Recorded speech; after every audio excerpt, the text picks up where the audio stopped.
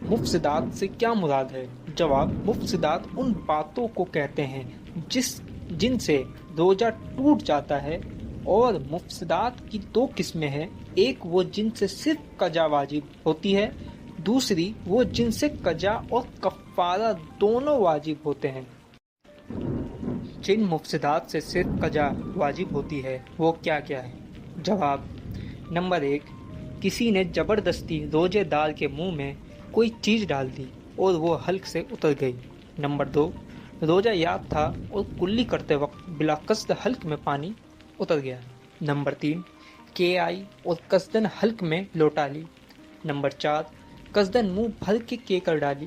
Number 5، کنکری یا پتھر کا ٹکڑا یا گٹھلی یا مٹی یا کاغذ کا ٹکڑا قصدن نگل لیا۔ نمبر 6، دانتوں میں رہی ہوئی چیز کو زبان سے نکال کر جبکہ وہ چنے کے دانے کے برابر یا اس سے زیادہ ہو اگر منہ سے باہر نکال کر پھر نگل لیا تو چاہے چنے سے کم ہو یا زیادہ، روزہ ٹوٹ گیا۔ نمبر 7، کان میں تیل ڈالا۔ نمبر 8، ناس لیا۔ نمبر 9، دانتوں میں سے نکلے ہوئی خون کو نگل لیا جبکہ خون تھوک پر غالب ہو۔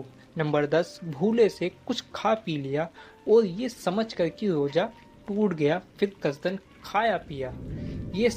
نمبر 11، یہ سمجھ کر کہ ابھی صبح صادق نہیں ہوئی، سحری کھا لی پھر معلوم ہوا کہ صبح ہو چکی تھی۔ نمبر 12، رمضان شریف کے سوا اور دنوں میں کوئی روزہ قصدن توڑ ڈالا۔ نمبر 13، ابر یا غبار کی وجہ سے یہ سمجھ کر کہ آفتاب غروب ہو گیا اور روزہ افطار کر لیا حالانکہ ابھی دن باقی تھا۔ ان سب صورت میں صرف ان روزوں کی قضا رکھنی پڑے گی جن میں ان باتوں میں سے کوئی بات پیش آئی ہے۔ رمضان شریف کے مہینے میں اگر کسی کا روزہ ٹوٹ جائے تو پھر اسے کھانا پینا جائز ہے یا نہیں؟ جواب: نہیں، بلکہ اس کو لازم ہے کہ شام تک کھانے پینے وغیرہ سے رکا رہے۔ اسی طرح اگر مسافر دن میں اپنے گھر آ جائے یا نابالغ لڑکا بالغ ہو جائے تو حیض و نفاس والی عورت پاک ہو جائے یا مجنون تندرست ہو جائے تو ان لوگوں کو بھی باقی دن میں شام تک روزہ داروں کی طرح رہنا واجب ہے۔